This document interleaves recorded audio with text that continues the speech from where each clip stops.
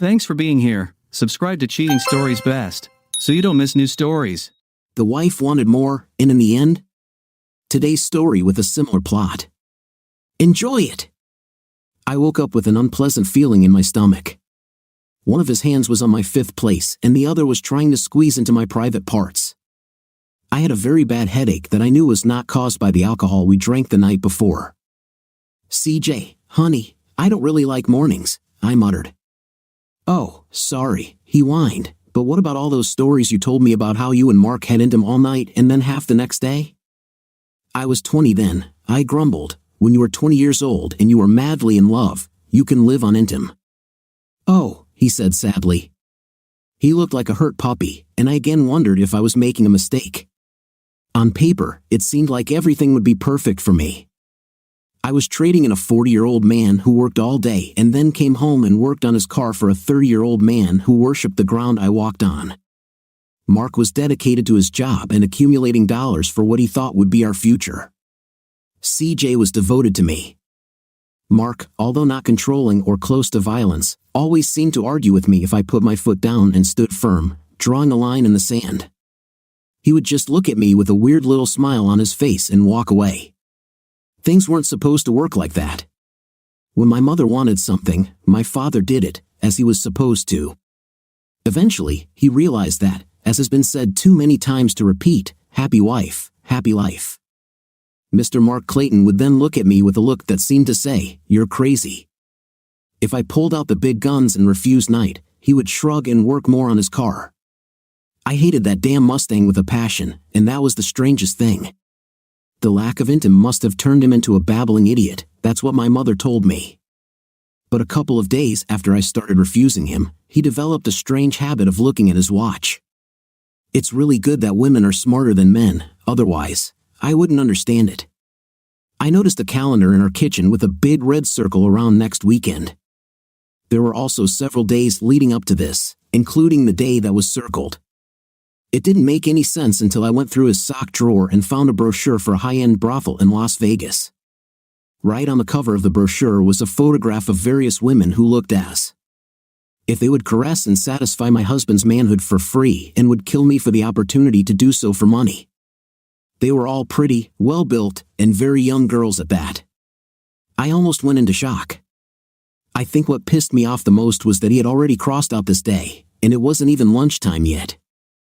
I wasn't stupid, and there's no way I'm letting him go off and have a night with a bunch of professionals. I knew what would happen after this. He would have tried to put my fifth place out to pasture in less time than it took his Mustang to hit 60 miles per hour, which was less than 5 seconds. So that night, knowing where my bread was buttered, I asked him to have a night with him. I was beside myself with anger, and in the end, my feelings were hurt. "Nope," he said. He said it so quickly that it sounded like an afterthought, like something so insignificant in importance that it doesn't even deserve attention. I was sure steam was coming out of my ears. When the tables turned, "Come on, Mark, it's already been a week," I whined. "I'm just not in the mood," he said. "I could caress your male instrument," I smiled, trying to look nice.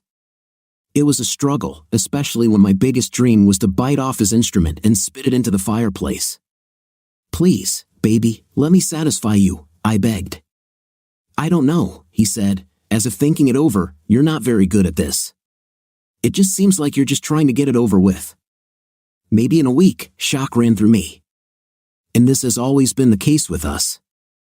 I tried all the crap I learned from TV, magazines, and my mother to come out on top, but Mark always seemed to have the upper hand. CJ, on the other hand, idolized me. I was his goddess. All I had to do was say jump, and he was in the air. Why haven't I left Mark for CJ yet? For 2 reasons. First of all, deep down, I love Mark. I hate his work ethic, I hate that because of his sense of responsibility, and I hate the fact that he just doesn't want to take the out of anyone. The second reason is even more practical. CJ, with all his intense worship and caressing, earns minimum wage or something like that, working in a bar. He's fun to be around and does everything I tell him to do, but there's no way he can support me financially. Mark, the idiot I married, makes 6 figures. Maybe that's why he's like this. Okay, It wasn't always like this between us. When we first met, we were very much in love with each other. But 20 years and about 1,000,000 arguments have forced us both to raise our defenses against each other. As I tried to remember what it was that turned our eternal love into endless longing and then turned it into burning hatred, CJ invaded my thoughts. He gently stroked my legs, hoping to lift my spirits without making me angry. That gentle foot rubbing always turned me on so much when Mark did it. CJ, on the other hand, just annoyed me. CJ, move closer to me and caress my breasts, I told him seriously. He choked with delight. I nodded to him, and he quickly rolled up to me. I didn't want to tell him that his rubbing of my legs was irritating me and it was distracting me from my thoughts. On the other hand, my large breasts were as fake as my blonde hair after surgery. I noticed that I had lost most of the feeling in the buds on my chest. Mark could always make me feel good there in a way no one else seemed to be able to. That was another thing I hated about that idiot. He was really good in bed, and his manhood was definitely significantly larger than CJ's. Mark could always leave me shaking like a puddle of goo on the floor. I found it hard to believe that he never cheated on me. It's even harder to believe that he really loved me and continues to love me to this day. This will be very difficult for him, but that's good because it means I can always go back to it if I need to. In fact, I wouldn't have to leave Mark at all if he didn't have to win every damn argument. If he had just let me control everything the way it was meant to be, we would have been much happier. In fact, if I had been in control, I would have been a much happier wife and would have made him the happiest man on the planet. But he pissed me off too often. It was actually CJ who made me realize that I was truly in control. He told me that in a divorce, the woman always gets everything, and the husband ends up living in his mom's basement, eating tuna straight from the can. CJ himself lived with a woman who wanted to marry him, but she wasn't really what he was looking for. They weren't married, so leaving her wouldn't be a problem. That's right, oh no Chew, today is the day you call him, CJ said between caresses of my breasts. And then I remembered the plan. We've been planning this for weeks. We were waiting for the perfect moment, and this week was perfect. This was perfect because Mark was out of town. It was perfect because both CJ and I were cowards. Neither of us had the courage to tell my husband to his face that I was leaving him and seeking a divorce. I almost vomited just thinking about it. I mean, I have a little sense of right and wrong, and I just thought it was disgusting to call this man when he was out of town on business. Working his fifth place off to pay for a house that I just needed, and for my car, and for all my clothes, and for jewelry, and even for the food I ate. Mark deserved better. He deserved for me to sit down with him and talk about our relationship and how we both felt. If we agreed that there was no way to save our marriage, then we would have to discuss all possible options. Then, and only then, should we discuss divorce. And after the divorce, we would both be free to move on to other relationships. This was a decent way to do it, but we didn't do it that way. In more than 20 years of marriage, Mark never hit me. He didn't even raise his voice to me. When we couldn't agree on something, he tried to compromise. This was one of my biggest problems with him. He was too easy to climb. He was always ready to settle for less than everyone else. But if we couldn't compromise, he'd just get this funny little grin on his face and walk away. Over the years, I began to know exactly how he thinks. I knew exactly what that look meant. It meant, if you don't agree to half, you won't get anything. It meant, who wants night with a 40-year-old when I can go to Vegas? And so, over the years, I got angrier and angrier, and I was at a time in my life where I just needed it all. So, in a divorce, I will get everything. I'll get my house, all my stuff, and most of his money. And then, when the time comes for him to retire, I will also receive half of his pension. I talked to a lawyer. I made him draw up divorce papers. I talked to my mother, and I talked to many of my friends. They were all confident that it would work, but they all also agreed that I shouldn't do it. What irritated me was that my mother, who always hated Mark, told me that I was out of my mind for even thinking about divorcing him. But their opinion only angered me and made me even more determined. My lawyer, who was only interested in making money, was the one who came up with the reason for the divorce. I was going to report mental abuse and neglect. The basis for our divorce was that Mark, working all this damn time, abandoned me emotionally. It was a lie and a stupid lie, but it would give me the freedom and control over my life that I wanted. Deep down, I hated him for being so blind. But it's a tough world, and he's a big boy. He'll get over it with time. Besides, if I took my time and talked to him about these things, he probably would have tried to compromise, or he would talk me out of it. And sometimes you just have to whack the idiot over the head with a gun to get his attention. I felt like I was at one of those do unto others before they do unto you moments in my life. I took a deep breath and picked up the phone. CJ redoubled his attention to my unconscious bud, as if he wanted to push me forward. The sounds of trucks could be heard from behind the house. Probably one of our neighbors delivered the furniture. I dialed a number that I had learned all too well over the years. It rang once and then connected in the middle of the second ring. It must be a coincidence. He almost seemed to expect me to call him. "Mark," I asked carefully, "who else can answer my phone?" His flippant ways made me hate what I did a little less. "Why the hell are you calling me?" he asked, speaking as if it was something strange or unexpected for me to call him. After thinking about it, I realized that he was right. I haven't called him in years except to ask for something for myself. This man worked his fifth place off to give us a better life, and I pretty much ignored him for a very long time. Maybe what I want will be good for both of us. Maybe I could let him keep a little more money. I mean, I didn't need to hurt him. I just needed to be free. "I'm your wife," I said. "Mark, I was so close."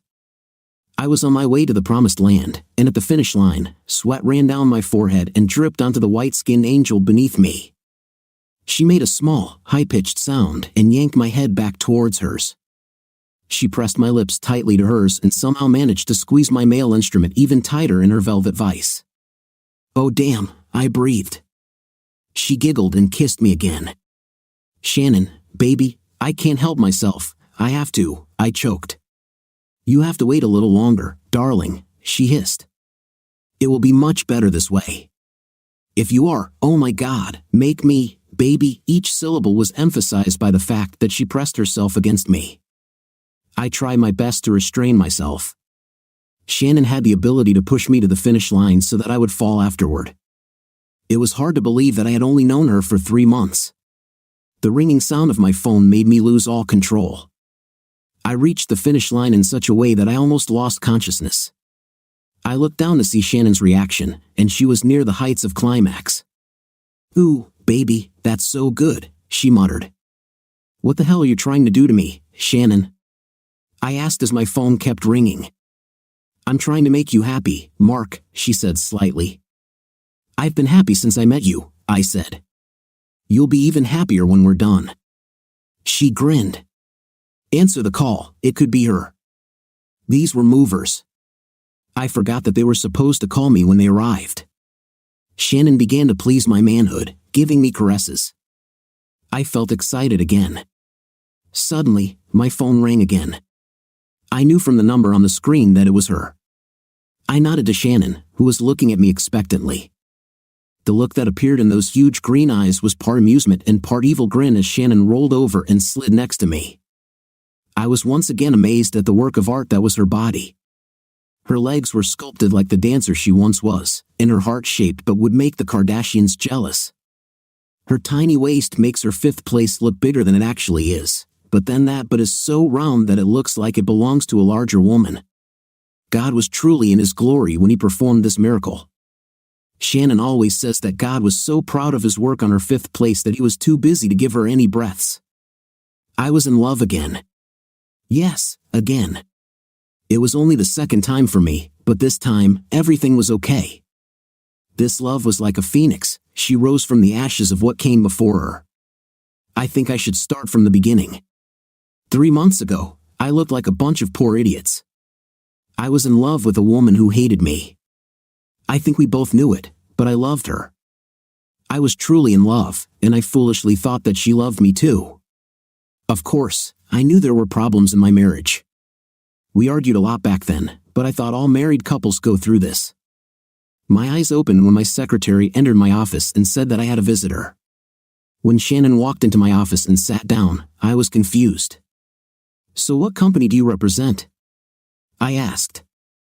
I'm one of the you and me who take revenge on the corporation of idiots, she spat. I don't understand, I said. I know you don't know it, Mark, and it looks like it's going to hit you very hard, she said. She shrugged her tiny shoulders and moved on. Your wife is cheating on you. I thought I had heard wrong, but when I looked at her, she was so sure. She said it so casually and so matter-of-factly, as if she had just told me that the sky was blue. Somehow, I knew she was telling the truth. It hit me like a ton of bricks. Sweat beaded on my forehead, and my heart began to pound wildly in my chest. My vision blurred at the edges, and my eyes began to water. I felt like I was going to throw up at any second. Images of a faceless man on and making her scream with pleasure dominated my mind. Then the dam broke, and the water began to flow. I put my head down on the table because as a man, I didn't want this tiny red-haired woman to see me cry like some kind of child. Before I knew what was happening, I was enveloped in the scent of fresh cherries. I felt warm hands lift my head from the table, and I was surrounded by tenderness. I'm so sorry, she said. I never expected this. I guess I expected you to react the same way I did when I found out about it. I expected you to get mad and go out there and kick my boyfriend's 5th place. She sat on my desk with my head in her lap, stroking my head trying to calm me down. You love her, don't you? She asked, shaking her head. Even though she cheats on you and never says anything good about you, do you love her? When they are in bed, all she talks about is how you two argue and how you should do what she wants. I just do not understand you. You try your best to support her, but she doesn't appreciate you or what you do for her. Why the hell do you care so damn much about her? She continued to stroke my head and talk out loud. The sound of her voice was soothing, and I began to wonder if she was trying to calm me down or if she was just talking to herself. It's because of the blonde hair and big breasts, isn't it? She asked.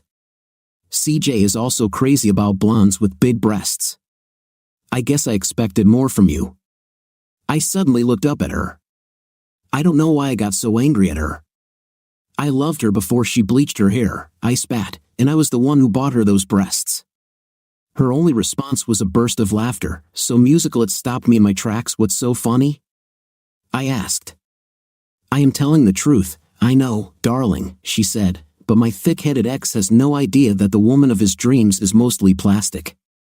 It probably took a lot of your money to make her look like that. I shook my head. It all seemed like a dream, but my anger grew. Shannon told me everything. She told me how they met and what was N's final plan. They discussed their options and thought they had found the best way to get rid of me, or at least get me out of N's life while keeping most of my money. Shannon herself was in a similar, albeit less legal, position. She supported CJ from the moment they met while he had a series of affairs with women who came to the bar where he worked part-time. He was apparently looking for his perfect blonde with big breasts, found N, and thought his dreams had come true. Besides the physical aspects that I paid for, and also seemed to give him a mother complex. Shannon paid a private investigator to get as much information as possible about CJ. I spoke with her agent, a woman named Sarah Price, several times and then accepted payment for her services. It really wasn't difficult. Having this information did Shannon no good. Sarah, another very pretty redhead, explained this to Shannon several times. Since Shannon and CJ weren't married, this information meant nothing to her. CJ could legally leave Shannon on a whim without any consequences. On the other hand, I could use Sarah's information and videotapes to strengthen my position in the divorce and reduce the amount of money I would have to give N and her boy toy. Over the weeks of watching and planning, Shannon and I grew closer. One night, this all led to a conversation. Shannon, you're too good for him, I told her. Why don't you just leave him? But I can't leave without paying. I never allow anyone to step over me. But isn't it enough that you found out what he does to prevent him from actually hurting you? You're not attached to him, so you're not stuck like I was. You are young and so beautiful. You have time to find someone who will love you the way you deserve, I asked. Her green eyes lit up even in the dark interior of my Mustang. So, you finally noticed, huh? She asked. Noticed what? I asked. She grinned. I noticed you as soon as you entered my office, I blurted out. She laughed. You were so in love with and that you didn't even notice that I was a girl, let alone that I might be interested in you.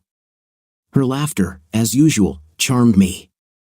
That was one of the things I loved most about her. Why do you think I'm still here? She choked. I ended things with CJ, and any need for revenge weeks ago. Helping you get revenge means a lot more to me than getting revenge on that idiot. I just hate the thought of you having to support these two scammers for the rest of their damn lives.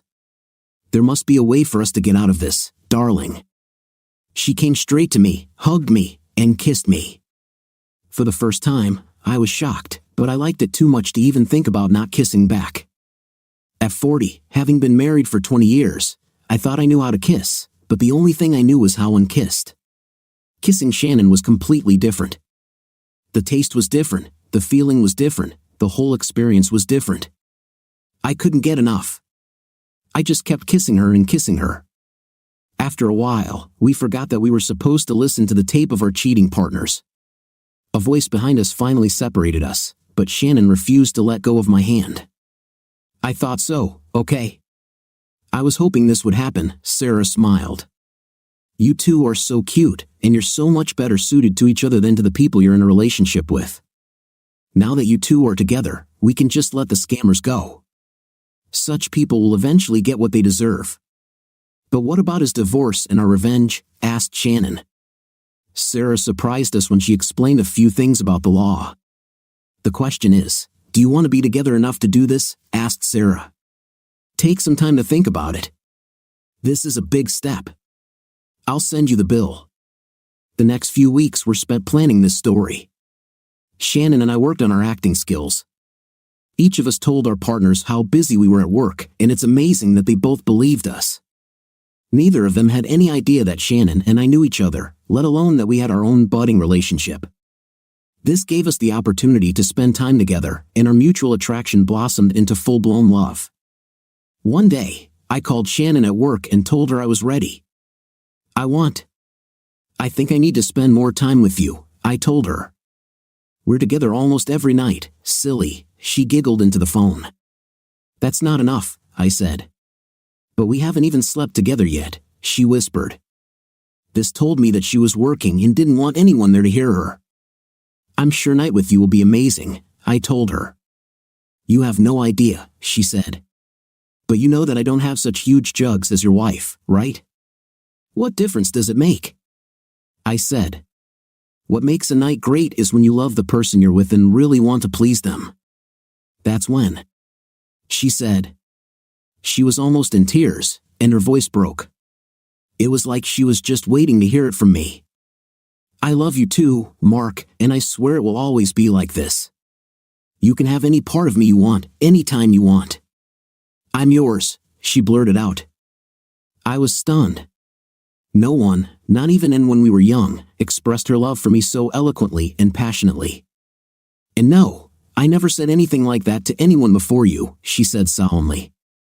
Even that CJ, I wasn't worried about it.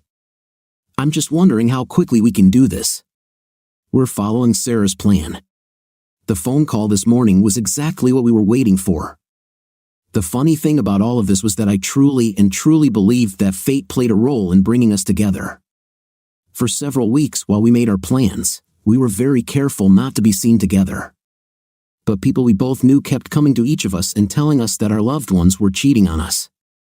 We had to try really hard to pretend we didn't know anything. It was a comedy of errors bordering on Shakespearean levels.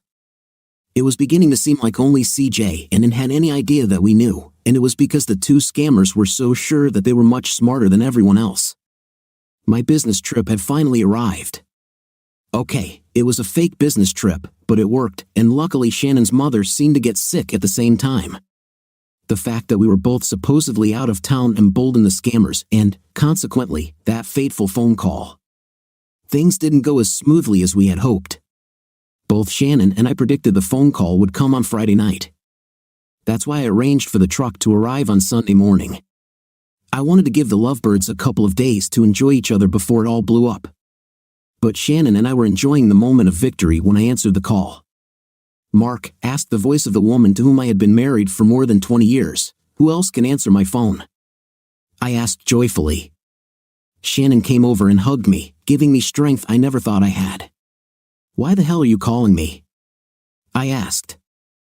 "I am your wife," she said. "Mark, honey, I have to tell you something, and you probably won't like it.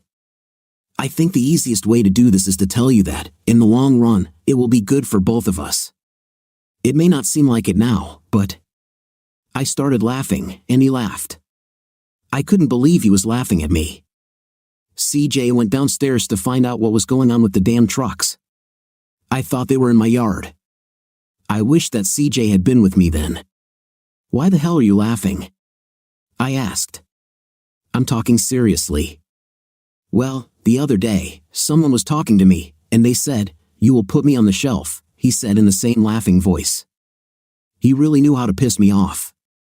Well, in a minute, he'll be laughing from the other side of his fifth place, and that was what it was all about this time. I was determined to get the better of him, but let me tell you, I have some news for you, he continued, and you will soon find out what it is. Then you'll have to dine alone. "What the hell are you talking about?" I asked. "I don't think it was your idea at all," he laughed. "I think this is CJ's plan." "Hell, he knew about me and CJ," he said. "He heard some people talking about it, probably my nosy neighbors." I had to try to save myself. "No, screw it, all I had to go through with it." "Mark, I'm leaving you," I said.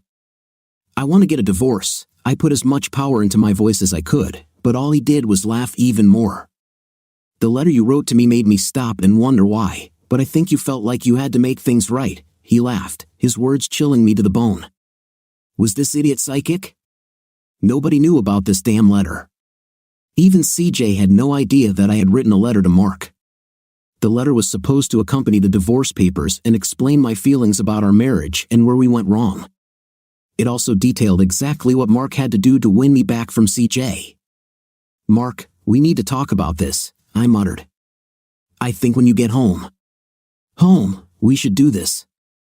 Just remember this, my girl, when you look at the sky," he sang, "you can see the stars and still not see the light." "Mark, are you eating?" I asked in shock. I called the man to tell him we were done, and he was singing. He pretended to be glad that I was leaving him, to unsettle me. "Mark, if you don't change anything, we'll get divorced," I said. "Ah, it's too late for that, honey." "Oh, how painful it is," he said, and in the background, I heard a woman's voice muttering something about how she is the only woman he better call. "Sweet Mark, it's never too late," I said. "Why is it too late, Mark? And who is that woman next to you?" "Because I've already left," I sang, "and I feel stronger and I sing this victory song." "Oh my God, what the hell do you mean you already left?" I screamed into the phone. Suddenly, the feeling I had been having all morning intensified. I had a feeling of dread that must have been caused by how Wile E. Coyote feels just before the rock he dropped on the Roadrunner begins to loom over his own head. I listened to the phone to hear Mark's answer, but all I heard was beeps. I threw the phone on the bed next to me just as CJ ran into the room. The expression of fear on his face was tense. "You need to get dressed and go downstairs," he said. I put on a robe and belted it so that my breasts wouldn't fall out. There was a huge black woman standing in my living room with a tablet, looking like she owned everything here. "Who the hell are you?" I asked. "Get out of my house." She looked at me as if she were appraising me and then turned her back to me. "I'm in a charitable mood," she said. "I know that your situation brings with it a lot of anger and resentment, but two things I will not tolerate are rudeness and any delays in my schedule. I have to vacate this house by the end of the day, and I intend to do this. Out of the same charity, I will give you a few minutes to collect your personal belongings. And I'm not going anywhere. I said this house belongs to me and my husband. It's almost paid for." CJ called the police. "Yes," she said. CJ called the police. "This will speed up the process. This house is almost not paid for. It's fully paid. This will probably be the most embarrassing moment of your life, lady." I stared at her as CJ took out his phone and dialed 911. A few moments, which seemed like an eternity to me, passed and gave me the opportunity to think. Then I thought about what Mark said. What was that damn victory song? What victory was he claiming? And then Hank K., the police chief and a personal friend of Mark and I, showed up. The woman walked past me and handed Hank a stack of papers. He looked over them and nodded his head several times. Then he came up to me. He looked past me to CJ. Is he asked. Who? I asked again. Don't be irritated, he said. I'm just wondering if this is the guy you cheated on Mark with. It's damn daring of you to have him right here in Mark's house. Damn, I forgot. Mark sold the house. My head exploded before I could process what he had just said. A woman who was more than cheerful pushed her way through the moving crew. Is he? She asked. She walked slowly around CJ and then smiled at me. They said you were stupid, but I had to see it for myself. What the hell are you talking about? I asked. Half the women in town are wondering why you traded your husband for a guy with less manhood in his pants and no income, she grinned. There may be some truth to the theory that when you put silicone in your breasts, it rots your brain. Follow my thoughts, Tina said. The police chief slowly walked up to CJ and asked, Hey guy, you know what a woman says to a guy with a really big male tool? No, I don't know, CJ answered confusedly. How'd you know? The boss answered. He and the fat woman burst out laughing. We can continue, asked the black woman, wiping away tears of laughter. Okay, said the chief. Pack your and get out. Mark sold the house, but he can't. I screamed. This is my home. I chose him, but he paid for it, and said, the chief. He bought it with his own money. His name is the only one on the document. He can do whatever he wants with it. A woman always gets a house in a divorce, I yelled. Not always, said the chief. Besides, you guys aren't getting divorced. Yes, that's true, I said. I'm going to apply tomorrow. Well, you should have applied last week because that's when he sold the house, the boss chuckled. Isn't this illegal? I asked. No, the chief answered. It's a little sneaky, like having intim with some little eater while your husband is at work making money to buy you all that. But it's definitely legal, damn, I said. CJ, call my lawyer. I need to call the bank and our investment firm. Do it outside, said the black woman. She waved her hand, and her team began removing furniture from the house. Where are they taking my furniture? I asked. Your husband donated the furniture to a local charity auction house, she said. You can always buy it back. I chose each piece of this furniture, arranged it, and started. Maybe you should have paid for that, Tina giggled. Oh yes, I forgot. Hair bleach interferes with your brain function, doesn't it? I ignored her and focused on the phone call to the bank. Carly, this isn't Clayton. Yes, Mark's wife, Carly. My lawyer will be calling you very soon to freeze all of our accounts, so I need to withdraw the money before then, I spoke into the phone. Carly, in her extremely cheerful voice, replied, Carly, first things first. We can chat later.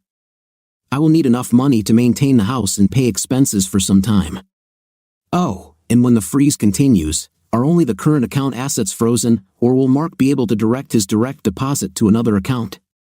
Only the current contents of the accounts, she said, but I think he already transferred his direct deposit last week when he quit his job. What did he do? I asked in horror. Oh, Carly, I want to take all the money out of our accounts. I want to transfer all of this to a new account, I said. Are you sure you want to take all this? She asked. Hell, yes, I said. Mark will find another job faster than Tina can empty a bucket of chicken wings. But this money is all I have until the court agrees to the divorce. I'll have to write you a check for that amount, and then you have to come and deposit it into your new account, she said. Okay, I snapped. Just do it. It's done, she said. As soon as you arrive, I'll give you a check for $311, and you can do it. What the hell are you talking about, Carly? I screamed. There's almost $500,000 in this account. There was, she began. I know how many were there, I hissed. That's exactly what happened last week, Chief. This must be illegal, I said. It's not illegal, he said, but it's pretty bad. Yeah, he said, the bank has a minimum balance rule. If your account balance drops below $50, you'll have to pay a fee of $10. You don't have enough money left to even pay the commission. CJ handed me the phone, and I began talking to my lawyer in a rapid mixture of words and sobs. I told him about how Mark sold the house and withdrew all the money from the bank accounts. As I spoke, I logged into our investment account and discovered that Mark had cashed out all of our investments. He left only one share in the cheese company. That's damn smart, my lawyer said. He beat you to the punch. This is all very legal. Until the divorce is filed, he can do whatever he wants with all his assets. So, he took everything. He's probably going to cash it all out and put it in a bunch of offshore accounts that we can't reach. He wants to increase his capital to such an extent that in a divorce, you won't get a damn thing. And leaving work is brilliant. When he shows up in court with no money and no job, you two will just go your separate ways without any strings attached. I don't think he'll show up at all, I said. I think he left town. I think he left me. Hey, my lawyer asked, how are you going to file documents for him if you don't know where he is? Can I divorce him without all this? I asked.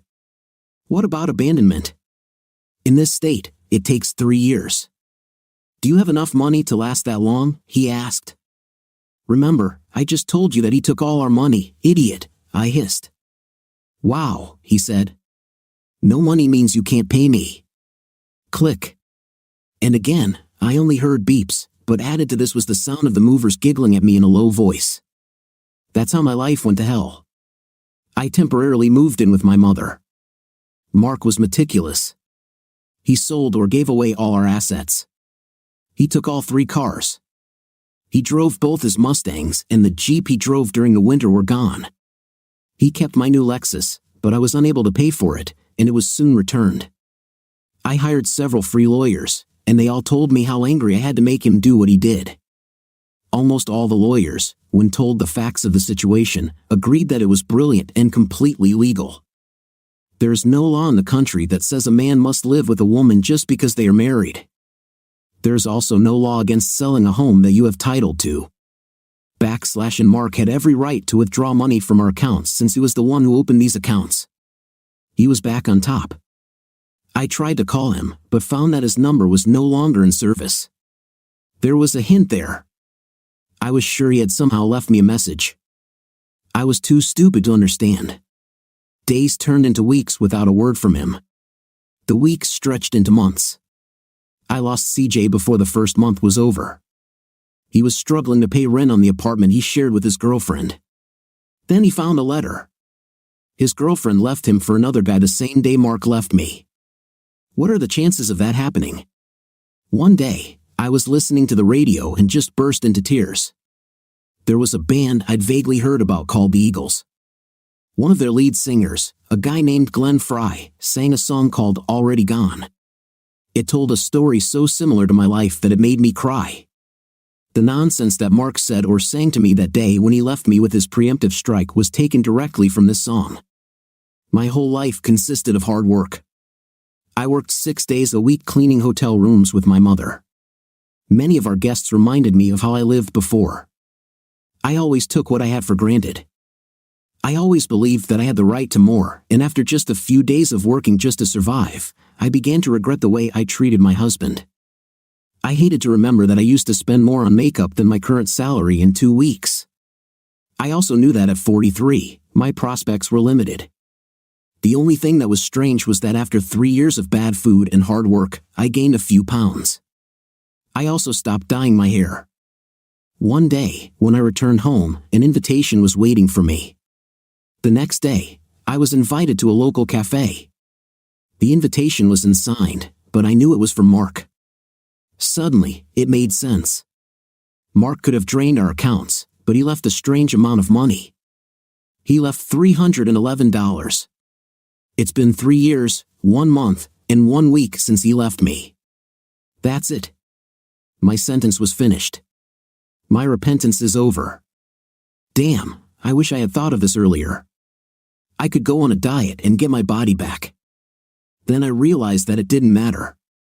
Mark always loved me. Blonde hair and big breasts were my idea. While I was trying to look my best, something occurred to me. I suddenly remembered the last line of the song that Mark had quoted to me before he beat me and left me before I could try to divorce him. The line was, "It happens so often that we live in chains, that we don't even know we have the key." There was a message in the invitation. It said, "We've come full circle." I was sure that this meant that he was ready to bring me back into his life. It suddenly dawned on me that I had been a fool. I was always in control of the situation. I sat on my butt day after day while Mark went out and worked his butt off to buy me everything I asked for. The only time he refused to do what I asked was when I tried to force him to do something he didn't want to do.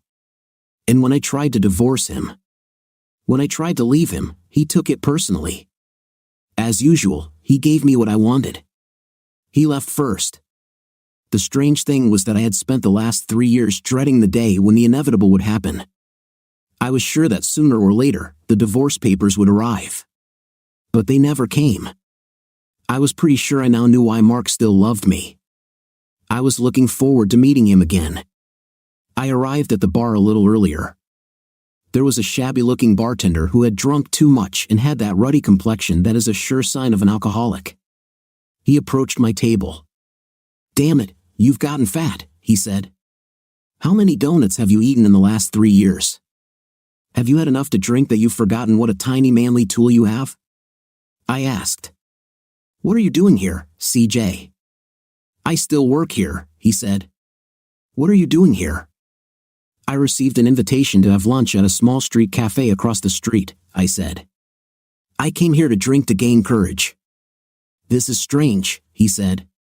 "This is too big a coincidence." "What do you mean?" I asked. "I also have an invitation," he said. "Hey, did yours have a weird riddle on it?" "I wouldn't call it a mystery," I said. It was Mark's way of telling me that he wanted me back. What exactly was written there? I asked him. "If you want to know," I told him, "it says, 'We've come full circle.' I'm ready to give you what you want." "You're right," he said. "Yours is different from mine." There was a question in my invitation. Why does a squirrel hide its nuts in its nest? I have no idea what that means. "I think that means Shannon wants me back too," he said. The squirrel hides nuts in its nest to protect them from birds. Understood? The English call women birds. This is Shannon's way of telling me that she doesn't want me to belong to other women. I think they worked together and decided to bring us back after a certain time. They wanted us to suffer and be willing to take them back on their terms. "To hell with all this," I said. Anger made me forget everything I had learned over the past 3 years. If Mark wants me back, he'll have to kiss my 5th place for a long time this time. I left the bar with my head full of steam and headed across the street to the cafe. I sat down at a small table and looked around. I actually saw CJ enter the cafe. He sat down at a small table on the sidewalk next to where 2 college guys were playing hacky sack. As soon as CJ sat down, I thought about his riddle and realized that he was wrong. I waved at him desperately, but he was too distracted by the guys. Then he saw me. He waved at me and shook his head, but I didn't understand his message. The guys next to him lost control of the small bag. It flew towards CJ and knocked over his glass. He stood up angrily just as a small bag fell off the table and landed in front of him. One of the guys walked up, and it looked like he was trying to skillfully kick the bag back into the air to restart the game. He swung his leg wildly and missed the bag. At least the bag wasn't damaged. His foot flew into CJ's crotch with all his might. CJ's scream was so loud that I was sure it could be heard a mile away. I ran up to him just as the waiters tried to help him. All they could do was try to help him to his feet. None of them wanted to try to examine the site of his injury. I got to him just as the ambulance was taking him away. "Your answer was wrong," I said. He looked at me through a veil of pain. "What?" he groaned. "She didn't want you to come back," I said. "This has nothing to do with birds. The squirrel hides its nuts." "Nuts are your reproductive organs, not a damn thing," he grumbled. He started to say something else, but was interrupted by the appearance of a girl who looked like a college student. She was tall and fair-haired, just like I once was. Her hair was a really gorgeous shade of blonde, and it was her real hair color. Her breasts were almost as big as mine, and judging by the way they moved, they were real. She was holding a briefcase and chewing gum in her hands. "Are you Anna Clayton?" she asked. "Of course," I answered angrily. She handed me a stack of papers. "What is it?" I asked. "His list of demands." "Why don't you ask him yourself?" "You've been served," she spat. I looked around the cafe and saw him. Suddenly, I also understood my riddle. Full circle meant I got what I wanted, but that didn't mean I got Mark back. This meant that I got what I wanted while Mark left me. I got divorced. The problem was that it was no longer what I wanted. I dreamed of the life I once had and lost, but to be honest, I was used to not having a lot of money. Most of all, I wanted to return to Mark himself. And then I noticed him. He looked good. He looked even better than when we broke up. He looked happy. But he was not alone. There was a woman with him. She was red-haired, young, very beautiful, and really pregnant. Between them, clutching each of their hands, was a little girl who was the perfect combination of their features. She had the color of Mark's hair and her mother's sparkling green eyes. This tiny little girl looked at me with the same strange little smile that Mark had. Maybe it's genetic, or maybe she somehow knew what was going on and what it all meant, just like I did. I realized as soon as I saw them together that it was definitely over now. There was no chance that I would ever get Mark back. Emotionally, he was out of reach. There was no point in fighting to get his heart back. This redhead will never give up on him. She gave him her heart, her love, and undoubted loyalty. Her body.